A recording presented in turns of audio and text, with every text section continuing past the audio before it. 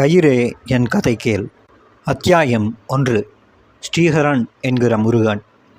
மரணமேகம் சற்றே விலகி நிற்கிறது. நிரந்தரமாக அது எப்போது எம்மை விட்டு நீங்கும் என்பது தெரியவில்லை. களத்தில் நெல் காய போட்டவர்கள் கருத்திருக்கும் மேகத்தை எப்படி கவலையோடு பார்ப்பார்களோ அதே தவிப்பில் ஒருவர் முகத்தை ஒருவர் பார்த்தபடி சிறைக்குள் பரிதவித்து கிடக்கிறோம். வெளி உலகம் எப்படி இருக்கிறது, உறவுகள் எப்படி இருக்கிறார்கள், போக்குவரத்து தொடங்கி பூகோள அமைப்புகள் வரை எப்படி மாறி இருக்கின்றன என்பது தெரியாமல் சிறை கம்பிகளின் அரவணைப்புக்குள் 21 வருடங்களாக அடைப்பட்டு கிடப்பவர்கள் நாங்கள். சிறு வெளிச்சக்கீற்று எம்மீது விழாதா என ஒவ்வொரு நாள் விடியலையும் ஏக்கத்தோடும் இயலாமையோடும் வெறிச்சிட்டு பார்க்கிறோம். இவ்வளவுதான் வாழ்க்கையா என்கிற இயலாமை மேலிட்ட செழிப்பு அடிக்கடி மனதுக்குள் எட்டி பார்க்கிறது. செப்டம்பர் 9ஆம் தேதி தூக்கு 9/9/2011 என்கின்ற செய்தியை அரசாங்கம் அறிவித்தபோது எமது நியாயமும் தவிப்பும் இறுதி வரை எடுபடாமல் போய்விட்டதே என்கிற ஆதங்கமே இதயத்தில் திரையிட்டது. அப்படியே 14/6/1991 என்கிற தேதிக்கு எம்மை நினைவுச் சுழல் இழுத்துச் செல்கிறது.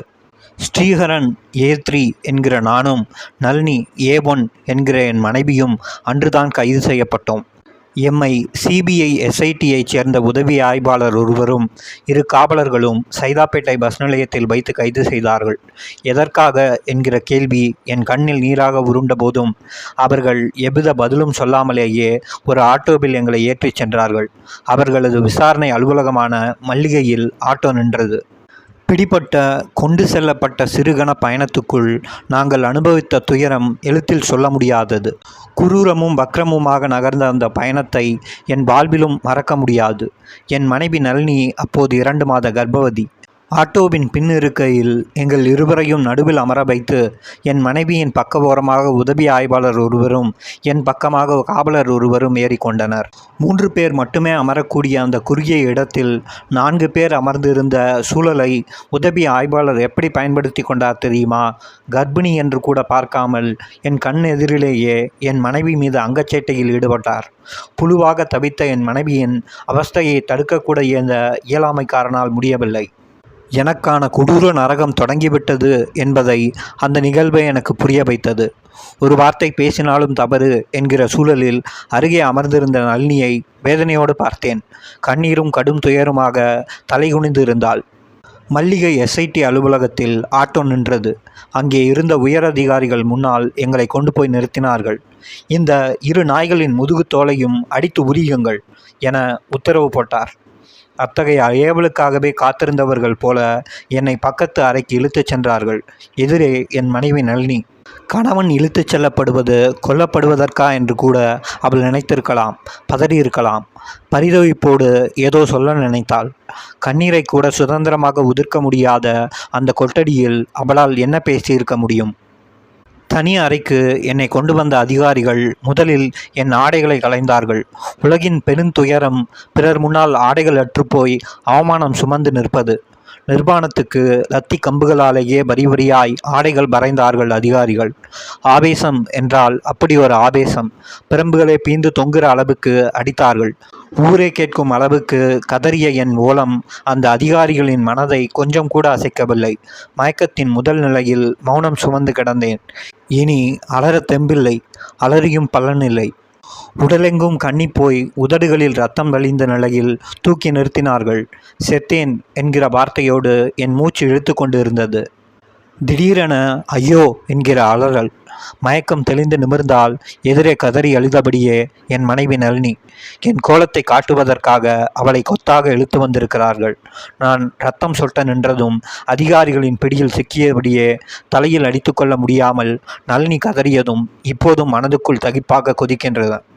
நாங்கள் சொல்கிறபடியெல்லாம் நடந்து கொள்ளலைன்னா உனக்கும் இதே கதிதான் என நளினியை நோக்கி கத்தினார்கள். அவரை ஏன் இப்படி அடிச்சிங்க என கதற, உன்னோட காதலனை அடித்தாதானே உனக்கு வலிக்கும், அடி மட்டும் இல்லை அவனை கொன்னே புடுவோம் என மிரட்டி அவளை இழுத்துச் சென்றார்கள். என்னை அவர்கள் கொன்றாலும் சரி, அறுத்து போட்டு தின்றாலும் சரி, கர்ப்பவதியாக இருக்கும் என் மனைவியை துன்புறுத்தாமல் இருந்தாலே போதும் என்கிற சிறு ஆறுதலோடு விழுந்து கிடந்தேன். என்னை அடித்து கலைத்த அதிகாரிகள் ஓய்வெடுப்பதற்காக விட்டிருந்த இடைவேளை அது. சில நிமிடங்கள் தான் கடந்திருக்கும். ஐயோ என்கிற பெரும் அலறல். பக்கத்து அறையில் இருக்கும் நளினியின் குரல் அது என்கிற யூகிப்பு என்னை தபிக்க வைக்கிறது. சிறு சிறு உறுப்புகளாக முழு வடிவம் சுமக்கப் போகும் குழந்தைக்கு தாயின் அமைதியான சூழலும் நிம்மதியும் தான் மிக முக்கிய தேவை. ஆனால் அந்த பச்சை சிசுவின் நிலையை கூட நினைத்து பார்க்காமல் அவளை பிரம்புகளால் பின்னி எடுத்திருக்கிறார்கள். பிறகு ஒரு நாள் அவளை எதிர்கொண்ட போது எப்படியெல்லாம் சித்திரவதை செய்தார்கள் என்பதை அவள் சொன்னாள். என் நிலை பரவாயில்லை என்கிற அளவுக்கு அவள் சுமந்த வேதனைகள் கொடூரமானவையாக இருந்தன. நாள்வாரியாக தினமும் நடந்த சித்திரவதைகள் பற்றி இங்கே சொல்ல ஆரம்பித்தால் சித்திரவதைகளின் கொடூரம் உங்களுக்கே பழகி போகலாம். மனதின் ஈரம் இற்றுப்போகிற நிலைமையை உங்களுக்கு ஏற்படுத்திவிடக்கூடாது என்பது என் எண்ணம். சித்திரவதைகள் செய்வதற்கு சிறப்பு பயிற்சிகள் பெற்றவர்கள் போல் உடல் ரீதியாகவும் உளரீதியாகவும் என்னை அவர்கள் வதைத்த விதம் தாங்க முடியாதது. மரண பயத்தின் பீதியும் மோசமான விரக்தி மனநிலையும் எனக்குள் இருந்து கொண்டே இருக்கும்படி செய்தன அத்தனை சித்திரவதைகளும். உண்மையான குற்றவாளியை கூட இந்த அளவுக்கு வதைக்க மாட்டார்கள். ஆனால் எதையோ நோக்கி வழக்கை நகர்த்தி செல்ல அதிகாரிகள் போட்ட திட்டம் என்னை அணு அணுவாக நரகத்தின் வயிற்றுக்குள் திணித்தது. அத்தியாயம் 2. தூங்கியும் தூங்காமலும். சித்திரவதைகள் கொடூரமானவை என்பது அனுபவித்த அனைவருக்குமே தெரியும். ஆனால் ராஜீவ் கொலை வழக்கில் நான் அனுபவித்த சித்திரவதைகள் விசித்திரமானவை. ஒருவனை எப்படியெல்லாம் விதவிதமாக சிதைக்க முடியும் என குரூரத்தோடு யோசித்து பரிசோதனை எலியாக என்னை பயன்படுத்தினார்கள். இரவு 10 மணிக்கு அதிகாரி ஒருவர் என்னை அழைத்தார். ஈரக்குலை நடுங்க உயிரை கையில் பிடித்தபடி நின்றேன். அந்த கொலை விவகாரத்தில் என்ன நடந்தது என்பதை ஒன்றுவிடாமல் என்னிடம் சொல் என்று மிரட்டினார். இதேபோல் எத்தனையோ தடவை அதிகாரிகள் என்னை விசாரித்து இருக்கிறார்கள். நானும் எனக்கு தெரிந்த தகவலை கண்ணீரோடு அவர்களிடம் சொல்வேன். புதுமுக இயக்குனரிடம் கதை கேட்கும் தயாரிப்பாளர்கள் போல் அலட்டிக்கொள்ளாமல் கேட்பார்கள். இவராவது நம் தரப்பு நியாயத்தை புரிந்து கொள்வாரா என ஏக்கத்தோடு நடந்த விஷயங்களை சொல்வேன். எந்த பதிலும் சொல்லாமல் பிரம்பை கையில் எடுப்பார்கள். என்ன நடக்கப் போகிறதோ என்கிற பதற்றத்தில் என் நரம்புகள் எல்லாம் உடலுக்குள் ஓடி ஒளிந்து கொள்ளும். இரத்த சிகப்பை பார்த்தால்தான் பிரம்புகளுக்கு நிறைவு வரும். ஆனால் மௌனத்தோடு என் முகத்தை ஏற இறங்க பார்த்து கொண்டிருந்த இந்த அதிகாரி மீது எனக்கு மெலிதாக நம்பிக்கை வந்தது. நிச்சயம் இவர் என்னை புரிந்து கொள்வார் என என்னை நானே தேற்றிக்கொண்டு நடந்த விஷயங்களை சொல்லத் தொடங்கினேன்.